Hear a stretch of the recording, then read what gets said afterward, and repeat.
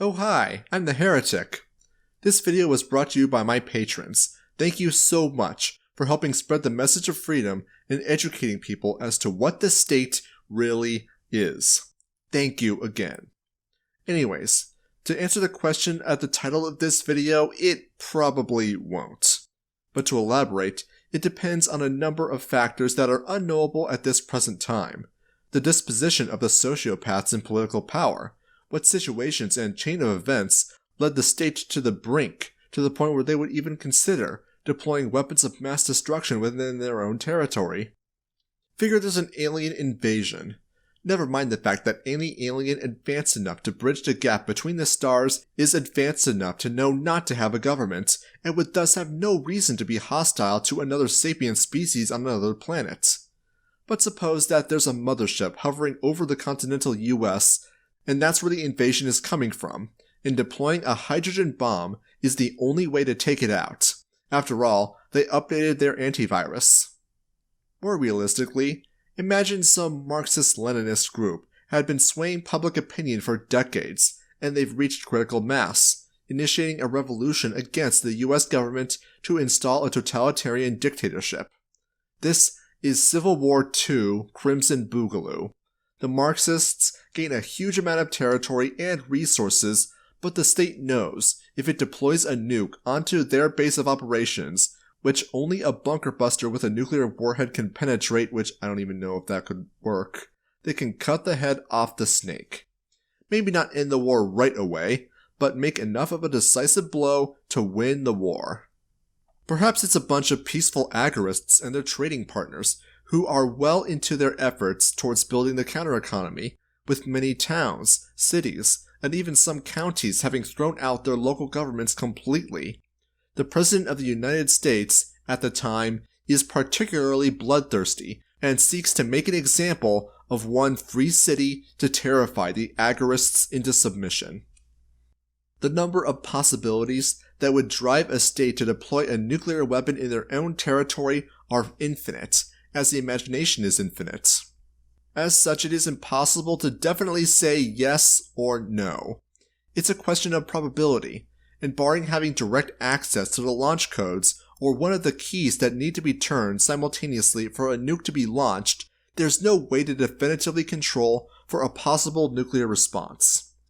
Though, suffice to say, if one of the examples of a state deploying a nuke involves a literal alien invasion, then you're in peak whataboutism, and the probability of it happening is near zero.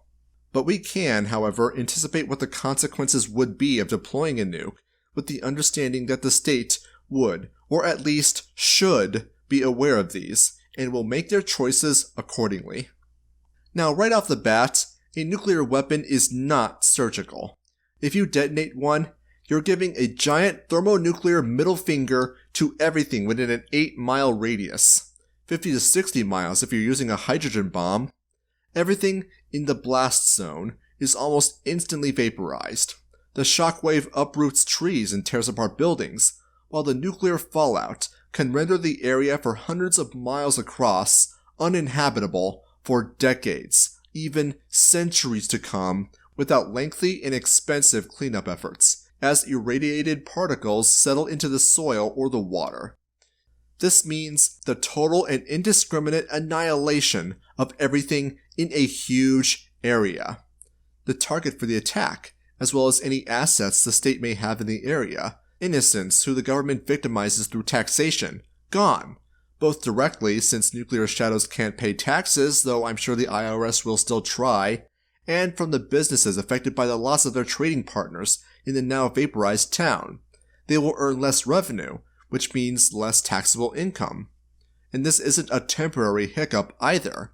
All former economic assets, resources, and infrastructure is now only worthwhile as salvage, and even then, it's likely too radioactive to be worth the trouble.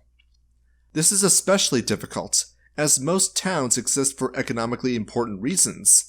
Easy access to certain resources, being at the intersection of important trade routes. During the War of Northern Aggression, Union General William Sherman's infamous March to the Sea saw everything in his path from military targets to civilian property completely destroyed, pioneering the total war scorched earth tactics of attacking your enemy's economic infrastructure instead of just their military targets. The difference between Sherman's scorched earth and a nuclear irradiated earth is that the fires go out. Buildings can be rebuilt and land resettled. You can't resettle irradiated land. Well, you can try, but the cancers are on you, buddy. If the state needs to eradicate a large area, then the consequences of the nuclear option need to be heavily considered, to say the least.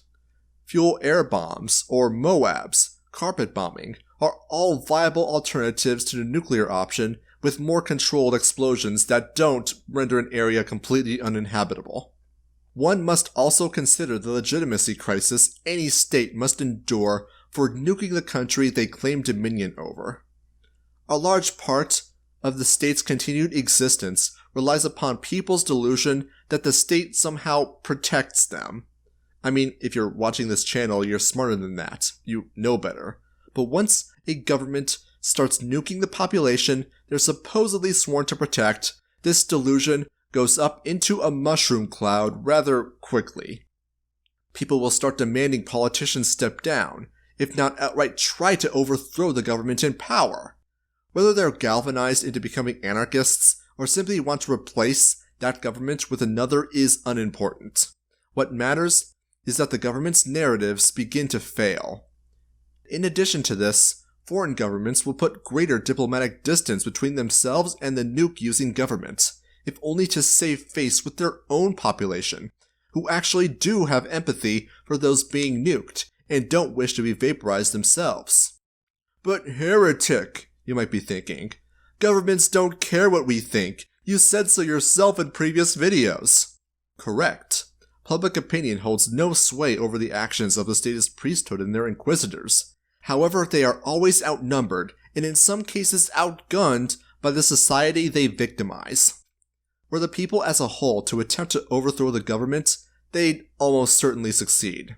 For this reason, the government cannot victimize the population with impunity. They have to pretend, delude, and propagandize people into these narratives. Thus, they can continue to act as they will, but only in such a way that they don't demonstrate why society ought to overthrow them. Certainly a government using nuclear weapons against its own people poses a sufficient imminent threat to the people's safety. Or at least, you'd think so. Governments such as Saddam Hussein's Iraq have used weapons of mass destruction on their own populations in the past, and many governments didn't need to use WMDs at all to slaughter tens of millions. Historical acts of democide are indicative of future atrocities simply being passively accepted by society. And while this is a grim omen for sure, any state so desperate to consider nuking its own people is already on the brink of collapse, and as demonstrated earlier, is shooting itself in the foot through the annihilation of resources that can never be rebuilt. Its narratives are failing, and it has to rely on fear to maintain power. Fear, of course, is only effective so long as others are afraid of you. Furthermore, fear doesn't pay the bills. The government still needs to spend resources to steal resources, something that's harder to do after a nuke has been deployed.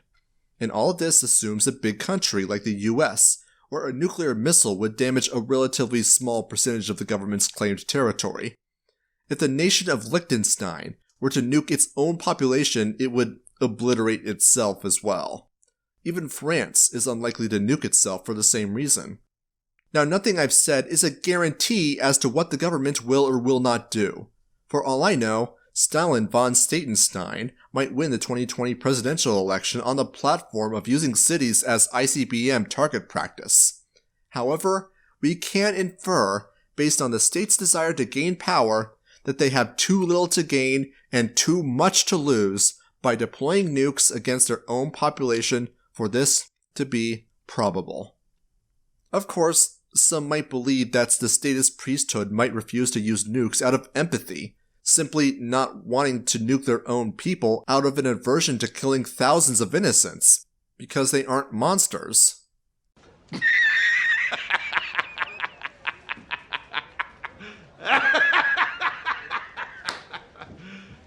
You serious?